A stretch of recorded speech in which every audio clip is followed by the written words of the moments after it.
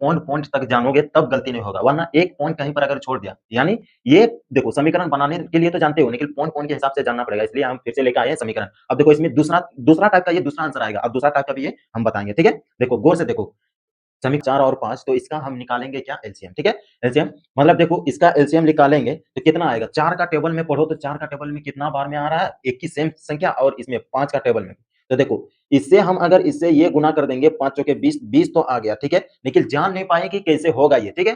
तो इसका देखो कैसे बनाना है, 4 का टेबल पढ़ो, ठीक है। 4 एकम 4, 4 दूनी 8, 4 तिया 12, 4 चौके 16, 4 पंचे 20। देखो ये 4 का टेबल में, 4 का टेबल में भी आ रहा है 20, और 5 का टेबल में भी देखना 20 आएगा। देखो कितना बार में, देखो 5 एकम 5, 5 दूनी 10, 5 तिया 15, 5 चौके 20। देखो यहाँ 4 बार में आया 20, यहाँ 5 बार में आया 20।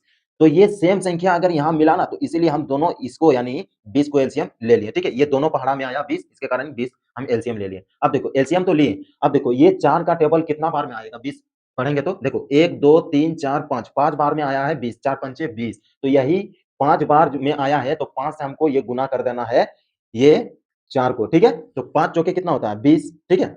5 चौके 20, तो 20 एक्स हम यहाँ लिख देंगे। अब देखो यहाँ 5 का टेबल पढ़ेंगे तो 20 कितना बार में आएगा, तो 4 बार में। देखो 1 2 3 4, 4 बार में आया है 20, तो यही 4 बार से हमको गुना करना है, यही 7 से, ठीक है। तो 7 से हमको गुना करना है, ठीक है। 7 गुना फिर 4 बार, तो 4 बार में आया, तो 7 चौके 28, 28 एक्स, ठीक है।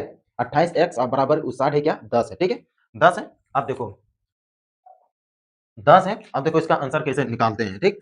देखो अब देखो ये जो बटा में है, ये 20 बटा में है, तो इसको हम बराबर को 60 लेके जाएंगे तो किसमें बदलेगा, गुना में बदलेगा। तो 20 एक्स माइनस फिर 28 एक्स बराबर 10। फिर देखो ये गुना में बदलेंगे, ओ सॉरी, गुना में बदलेंगे ये 20, ठीक है। 20, अब देखो 28 से हमको 20 घटाना है, ठीक है, तो कितना बचेगा, 8 एक्स बचेगा, ठीक है।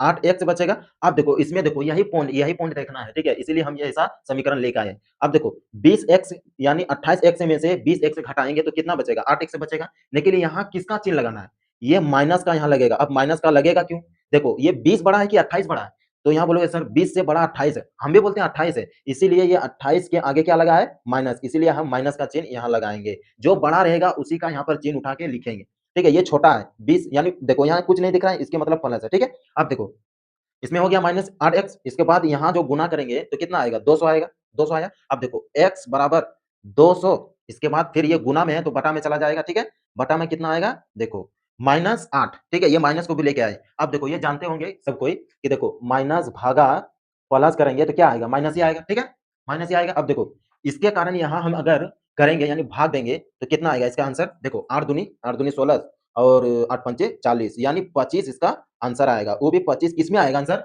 ये प्लस में नहीं आएगा क्योंकि माइनस में आएगा यहाँ, ठीक।